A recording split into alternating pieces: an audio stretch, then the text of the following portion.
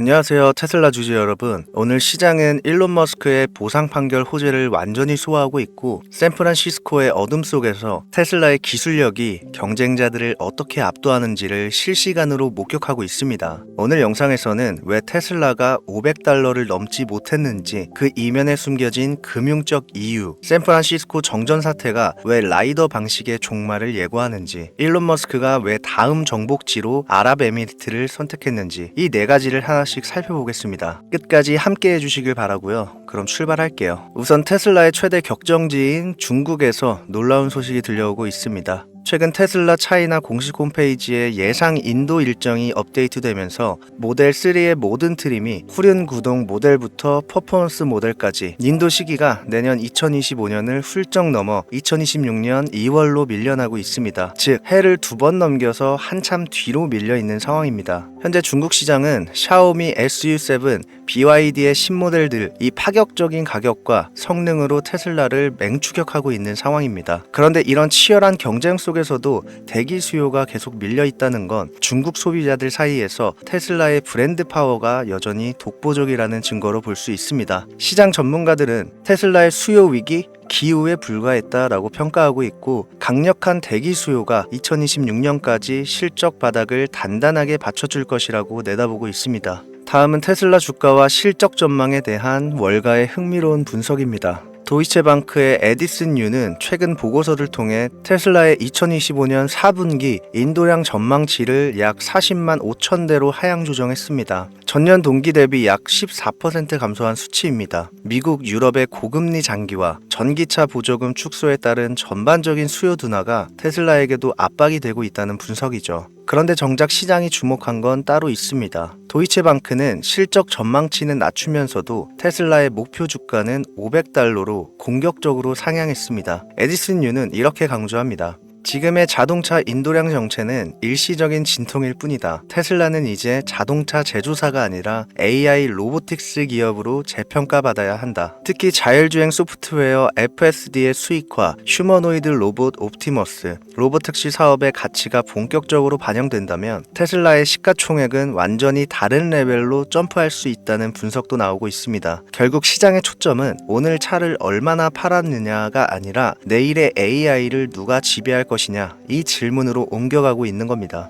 그리고 최근 가장 화제가 된 사건은 샌프란시스코 대규모 정전 사태입니다. 도시는 마비됐고 신호등은 꺼졌고 가로등 하나 없는 칠흑 같은 어둠이 깔렸습니다. 이 상황에서 서로 다른 방식으로 자율주행을 구현하는 구글 웨이모와 테슬라의 운명이 극명하게 갈렸습니다. 웨이모는 라이더 센서, 초정밀 지도, 도시 전체에 연결된 인프라 통신, 여기에 의존하는 구조입니다. 그런데 정전이 발생하자 신호등 정보가 들어오지 않고 가로등이 꺼지면서 주변 지형 지물을 지도와 대조할 수 없게 되자 웨이모의 AI는 판단 불능 상태에 빠집니다. 코딩된 명령은 단 하나였던 거죠. 알 수 없는 상황은 멈춰라. 결국 수십 대의 웨이모 차량이 길 한복판에 멈춰서 거대한 바리게이트처럼 도로를 막아버렸습니다. 소방차, 구급차 통행까지 방해할 수밖에 없는 상황. 이건 단지 준비 부족이 아니라 인프라 의존형 자율주행이 가진 태생적인 한계를 드러낸 사건입니다.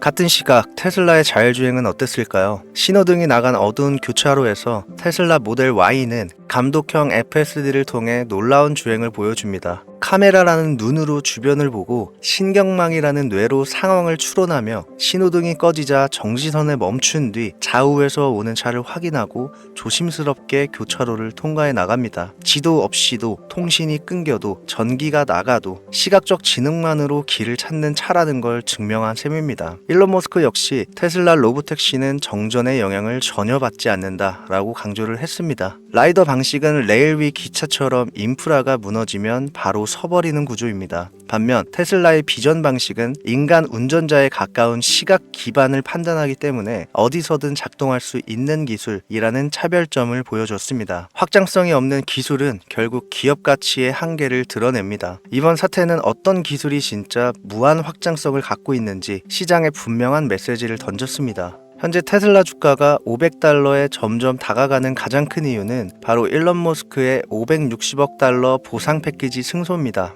델라웨어 항소법원이 하급심의 무효 판결을 뒤집고 머스크의 보상을 인정했습니다. 이미 나온 뉴스니까 선반영 아니냐라고 할 수 있지만 미국 본장이 열리자마자 시장은 이 뉴스를 리스크의 완전한 소멸로 받아들이고 있습니다. 그동안 테슬라를 짓눌렀던 가장 큰 불안은 머스크가 경영권을 위협받아서 테슬라를 떠나는 최악의 시나리오였습니다. 이번 판결로 인해서 머스크는 본인이 약속했던 성과를 모두 달성했다는 것을 법적으로 인정받았고 지배구조는 어느 때보다 공고해졌으며 이제 지분 걱정 없이 자율주행 완성, 옵티머스 양산에 올인할 수 있는 환경이 만들어졌습니다.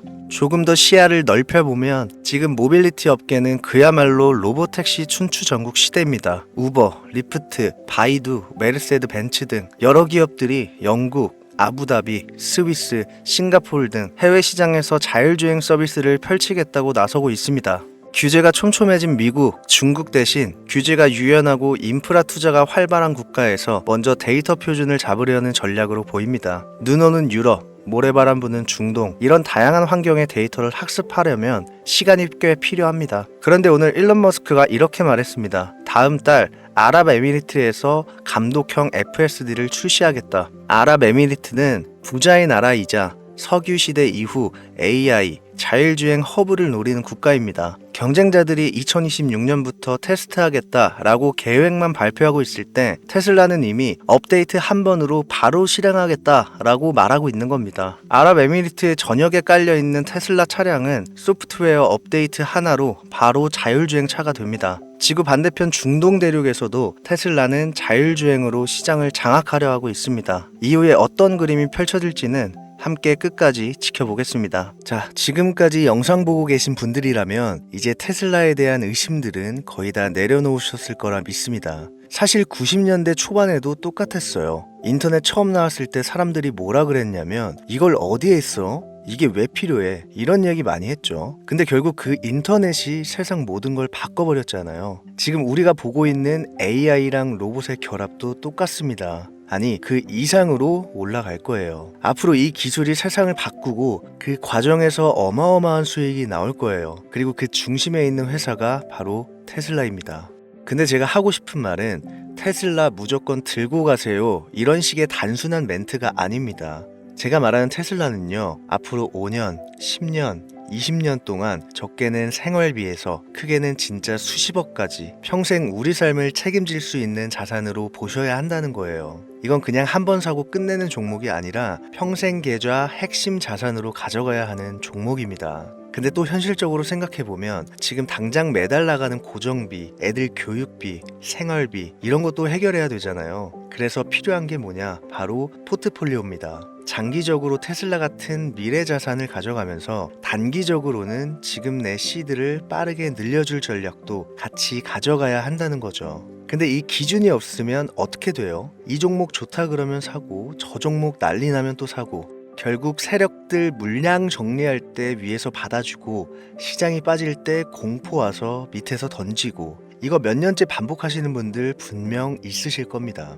이 악순환 끊으시려면 무조건 공부하셔야 됩니다. 자, 그래서 제가 준비한 게 있습니다. 지금 화면 보시면 책 한 권이 보이실 텐데요. 이 책이 뭐냐면 이 종목 사세요, 저 종목 사시면 돈 법니다, 이런 책이 아니고요. 아예 해외 주식을 처음 접하시는 완전 초보자분들도 바로 이해하실 수 있게 구성한 해외 주식 교과서 같은 책입니다. 표지에 딱 적혀 있죠. 연금은 국내, 노후는 해외. 이 말이 진짜 중요합니다. 우리가 지금 받는 월급, 세금, 연금은 전부 국내 기준으로 돌아가는데 정작 우리가 노후에 써야 할 자산은 이미 글로벌 시장 중심으로 움직이고 있다는 거예요. 전 세계 자본이 어디로 흐르는지, 왜 지금 투자자라도 해외 시장 구조를 이해해야 하는지, 이걸 사례 중심으로 아주 쉽게 정리해 놓았습니다. 보통 해외 투자 책들 보면 경제 얘기 잔뜩 하고 기술적 분석 잔뜩, 읽고 나면 그래, 그래서 어떻게 하라는 건데,